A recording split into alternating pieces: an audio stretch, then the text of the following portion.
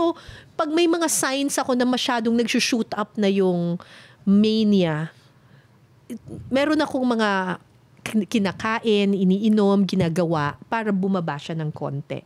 Ay, ano po yung mga food? So dati uminom ako ng gamot pero ngayon na wean off na ako doon sa gamot kasi alam ko na kung anong gagawin ko. So merong mga food na pampasaya.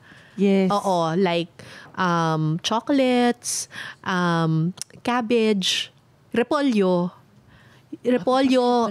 green leafy vegetables. Basta leaves. Basil, citrus, anything citrus, so mga suha, yung mga ganyan, pampataas yan siya ng endorphins. ng mood. Thank you po.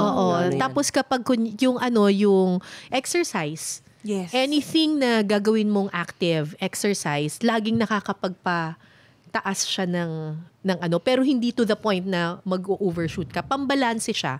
Kaya sobrang active ko sa sports. Malaking tulong. Oo, kasi pag alam ko na kapag malulungkot na ako, yung parang pabagsak na ako, nararamdaman ko na siya.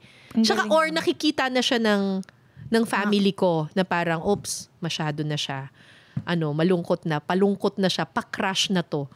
Sabi niya, takbo ka na.